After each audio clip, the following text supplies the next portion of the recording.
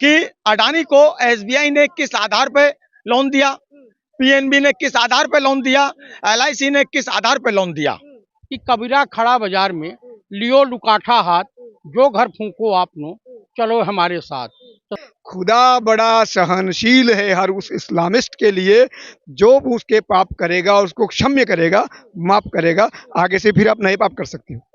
अर्थात पैदा करने वाला, ओ फॉर ऑपरेटर, अर्थात कंट्रोल करने वाला देश की जनता। बाबा रामदेव, बाबा तो कहना नहीं चाहिए, व्यापारी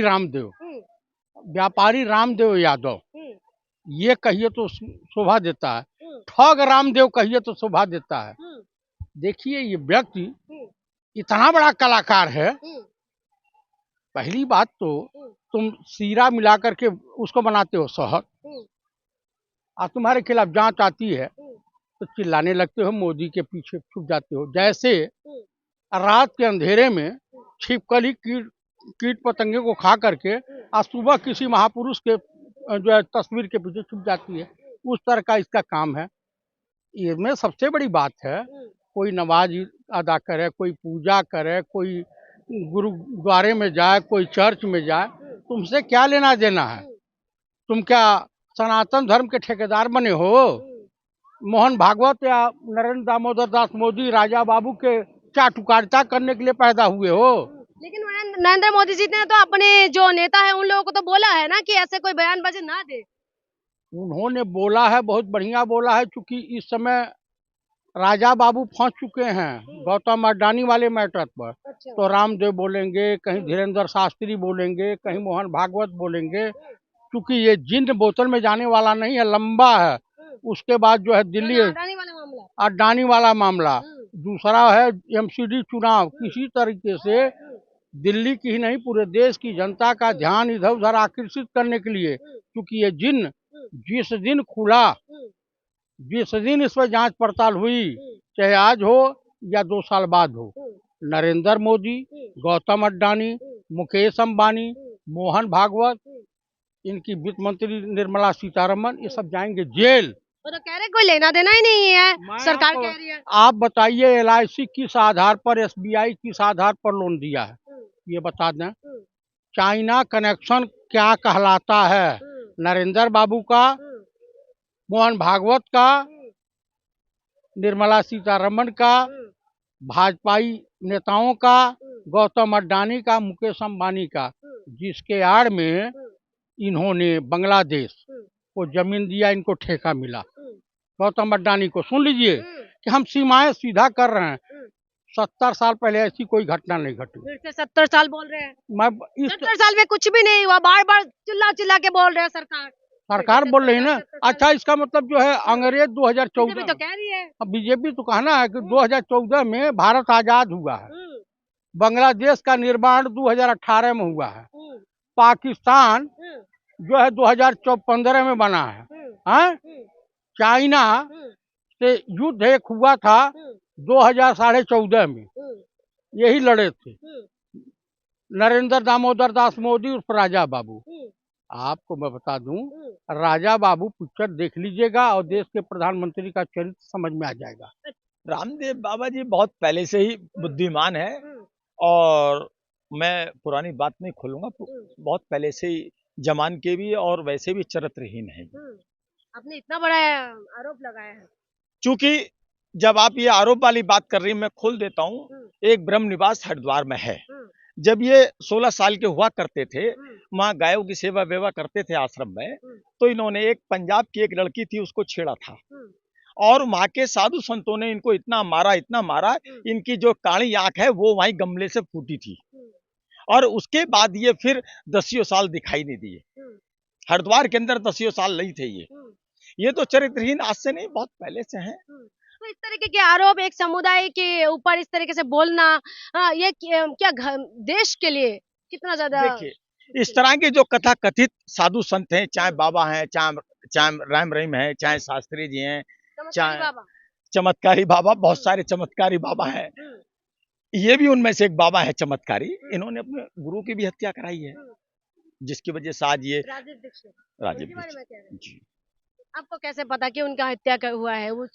देखिए, आज ये जो सरकार अगर हमारी कांग्रेस की आ जाती है तो ये हमारी आड़ में भी रहते हैं। इन्होंने अपने दन फन से हरीश रावत जी को अपने चुंगल में लिया, सुबोध कांत साय जी को अपने चुंगल में लिया, कपिल सिब्बल को अपने चुंगल में लिया।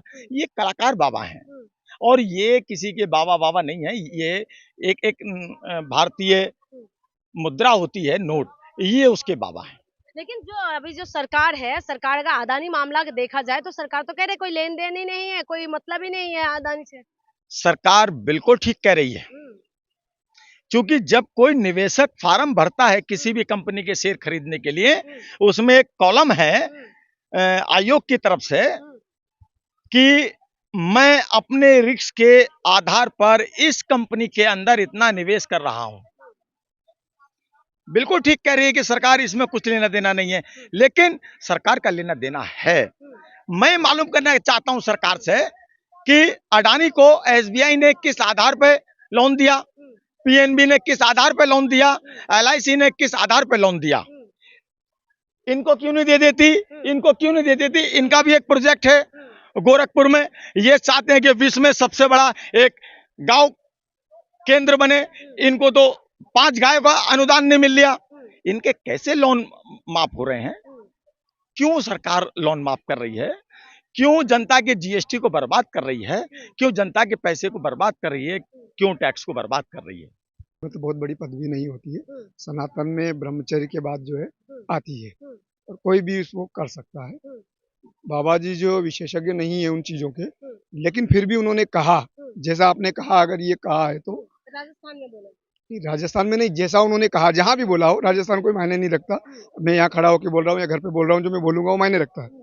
तो बाबा रामदेव ने जैसा आप कह रहे हैं कि 5 टाइम की नमाज के बाद जो भी अपराध करता है वो माफ हो जाता है, तो ये सिर्फ इस्लाम में नहीं, जितने भी इब्राहिमिक कल्ट, पंथ, संप्रदाय जो सनातन के अलग जितने भी है, उन सब में हो जाता है कि आप 7 दिन तक सारे कर्मकांड करो जो आपराधिक है, चाहे बलात्कार हुआ, चाहे चोरी हुई, सब कुछ करो। और हाँ, नहीं, कुछ भी अपराध जो इंडियन पेनल कोड में जो अपराध घोषित किए हैं उनको आप करो और शुक्रवार को जाके अपना कुछ हिस्सा दे के आप उनको माफ करवा सकते हैं। ये व्यवस्था इस्लाम में है, ये क्रिश्चियनिटी में है और ये अन्य अन्य अब्राहमिक व्यवस्था सब में है। जो भी कल्ट चलते हैं उनमें सब में है, उनका एक ट्रैक रिकॉर्ड है। तो बाबा जी ने बोला है, पता नहीं अध्ययन के बाद बोला है कि स्वाभाविक बोला, लेकिन ये विद प्रूफ, प्रमाणित साक्ष्य आधार पे आप मानते हो बयान ठीक? मैं जानता हूँ, मानता नहीं हूँ, मैं जानता हूँ। मेरे को पता नहीं कि बाबा जी ने कब बयान दिया, लेकिन मैं इस चीज को जानता हूँ, ये है, उस कल्ट में है, इस्लाम में ये है। आप लाइए, करिए, माफ हो जाएगा। अच्छा ठीक है, इन्होंने बोला है कि वो लिखा हुआ है तो ये जानते हैं। उसमें एक वाक्य है, खुदा बड़ा सहनशील है हर उस इस्लामिस्ट के लिए, जो उसके पाप करेगा उसको क्षम्य करेगा, माफ करेगा, आगे से फिर आप नए पाप कर सकते हो। ऐसा मुझे न इस्लाम में दिखाई दिया, मैंने कुरान भी पढ़ा है। अध्ययन किया है। हाँ, कुरान की कितनी सूराएं हैं? अध्याय बताइए। मैंने कुरान को भी पढ़ा है, बाइबिल भी पढ़ी है, ठीक है। मैंने सनातन धर्म को भी अध्ययन किया है और तमाम विद्वानों से का मत जाना है। आपको मैं इस दावे के साथ कह देता हूँ, किसी धर्म में पाप करने की छूट नहीं है। किसी धर्म में बलात्कार करने, के सब में छूट है। किसी धर्म में आपको बलात्कार करने की छूट नहीं है, चाहे वो सिख धर्म हो या किसी धर्म हो। सिख धर्म का निर्माण जो हुआ है, कच्छ, कड़ा, केश, कृपाण, 5 है। कच्छे का मतलब ये होता है कि आप पराई स्त्री की तरफ ध्यान नहीं देंगे। दूसरा कड़े का होता है कि आप कोई गलत काम नहीं करेंगे। कृपाण का होता है समाज की रक्षा करेंगे। कंघा समाज की मैल साफ करने के लिए, गंदगी साफ करने के लिए, चाहे अपने केस में भी जू हो। उसी तरीके से सत्य बोलने के आधार पर ईसा मसीह को सूली पर लटका दिया गया था। इस देश में तमाम तरह के धर्म हैं, चाहे वो जैन धर्म है, बौद्धिस्ट हैं, कोई भी धर्म इजाजत नहीं देता है कि पराई स्त्री का गमन करने के लिए, चाहे कोई धर्म हो। इस्लाम में शराब हराम है, और किसी धर्म में नहीं है। अरब कंट्री में भी तो वो नहीं होता। हाँ, आपको मैं बता दूं, देखिए हमारे कहने का अभिप्राय ये है, जैसे श्रीमद् भागवत संस्कृत में है, सत्यनारायण भगवान की कथा संस्कृत में बांटी जाती है। कितने लोगों को संस्कृत आती है, कितने लोगों को पुरान अरबी में है, कितने लोगों को अरबी भाषा आती है, कितने लोगों को अंग्रेजी का ज्ञान है। तमाम लोग अपने अपने अनुसार, अपने सुविधा अनुसार उसका जो है उच्चारण करते हैं, उसका अर्थ भावार्थ समझाते हैं। जैसे एक मिनट सुन लीजिए, जिस प्रकार से कबीरदास ने लिखा है कि कबीरा खड़ा बाजार में, लियो लुकाठा हाथ, जो घर फूंको आपनो, चलो हमारे साथ। तो तमाम लोग जो नहीं जानते हैं तो कहेंगे घर फूंकने के लिए प्रेरित कर रहे हैं, जबकि उनके कहने का अर्थ यह है कि अपने अज्ञान रूपी घर में को जलाओ, वहाँ ज्ञान का दीपक जलाओ और इंसान बनो। इसी तरीके से तमाम धर्मों की प्रेरणा है। कोई धर्म अपराध की छूट नहीं देता है, कोई धर्म या खुदा, हमारे वहाँ सनातन धर्म में पहले मूर्ति पूजा नहीं थी। तमाम मत आए, तमाम लोगों ने कल्पना की इस तरह से, उस तरह से, उस तरह से, हम लोग भी माने। लेकिन जब राम से पहले भी यज्ञ होती थी तो उसमें किसकी मूर्ति लगती थी? किसी की नहीं। निराकार ब्रह्म की उपासना होती थी। तो जान लीजिए इस्लाम में भी निराकार ब्रह्म है। गॉड जो बोलते हैं, GOD God, G for generator अर्थात पैदा करने वाला, O फॉर ऑपरेटर अर्थात कंट्रोल करने वाला, समाज को, मानव समाज को, सृष्टि को संचालित करने वाला, D फॉर डिस्ट्रॉयड अर्थात प्रकृति के बैलेंस को बराबर करते हुए नष्ट भी करने वाला, यानी ब्रह्मा विष्णु महेश जो सनातन धर्म में, समझ रहे हैं? परम ब्रह्म जो है निराकार है, हम में भी है, आप में भी है, इनमें भी है, उनमें भी है, उनमें भी है। इस्लाम धर्म की स्थापना मोहम्मद साहब ने की, क्रिश्चियन धर्म की स्थापना ये ईसा मसीह ने की, बौद्ध धर्म की स्थापना गौतम बुद्धा ने की, जैन धर्म की स्थापना जैन मुनि ने की। इसी तरीके सनातन धर्म जो है, सनातन का मतलब होता है आदिकाल से। ये वृक्ष है ना, ये पेड़ है, इसकी जड़ एक है, टहनियाँ अलग अलग है, टिकी किसमें है? जड़ पर। तो हम पहले ईमानदारी से अगर इंसान बन जाएं, हैवान न बने, इंसान बने, उसके बाद राम को माने, कृष्ण को माने, वाहेगुरु को माने, परवरदिगार आलम को माने, या बौद्ध धर्म को अपनावे या जैन धर्म को अपनावे। ईश्वर एक है। दिल्ली हमको आना है, बाई एयर आवे, ट्रेन से आवे, बस से आवे, साइकिल से आवे, पैदल आवे, लक्ष्य दिल्ली है। तो सब लोग अपने अपने ब्रह्म की उपासना पूजा पद्धति अलग हो सकती है, मंजिल एक है। आप क्या कहेंगे सर? जो बाबा रामदेव जी ने स्पीच दिया राजस्थान में, वो एक पार्टी के सपोर्ट में किया, और उनके जो भी स्पीच आते हैं ऐसे ही आते हैं। शुरू में उन्होंने स्वदेशी बोला, क्यों बोला? क्योंकि वे पतंजलि की दुकान चलाना था। और पहले बोला कि लड़कियों के जो विदेशी जीन्स अच्छे नहीं है, और कुछ समय बाद बोले कि ये हमारी जीन्स है, इसमें क्वालिटी है, ये लड़कियों को पहनना चाहिए। तो वे ऐसा ही है कि पेट्रोल डीजल पे भी यही बोलते हैं। अब बोलते हैं कि लो क्या कर लोगे, मैं नहीं करता। तो वे कभी पलटू राह में कभी कुछ बोल दें, कभी कुछ बोल दें, तो मीडिया उसके ध्यान ना दे। लोग क्या सोचते हैं? लोगों का लोग मुद्दा क्या है? जो नेगेटिव सोच हर धर्म में आज की डेट में है, और पॉजिटिव लोग भी हर धर्म में हैं, हर समुदाय में हैं। तो जो अच्छे लोग हैं वे समझे जाते हैं, लेकिन जो कट्टरपंथी लोग हैं हर समुदाय में, वे उसको अलग भावना से उनको आहत होती है कि ऐसा क्यों बोला, क्यों? अगर जैसे जो इस्लाम धर्म है ज्यादातर अरबी कंट्री सऊदी में है, वहां पर भी तो कोई मुसलमान नहीं करता ना रेप, उठा उठा के नमाज पढ़ी वो कुछ भी कर दे।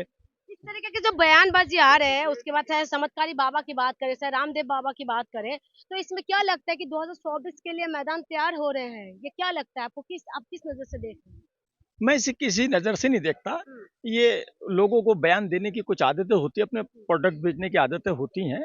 इसका कोई राजनीति से लेना देना नहीं है। तो राजनीति से कोई लेना देना नहीं? बहुत सारे लोग इसका राजनीतिक अर्थ निकालते हैं, लेकिन इसका कोई मतलब नहीं होता है। और रहा सवाल रामदेव जी का, रामदेव जी पहले से ही चरित्रहीन है और हैं और रहेंगे। आप क्या मानते हैं, ये राजनीति की वजह से किया जा रहा है या क्या मानते हैं? ये राजनीति नहीं है, ये स्वभावतः सत्य है।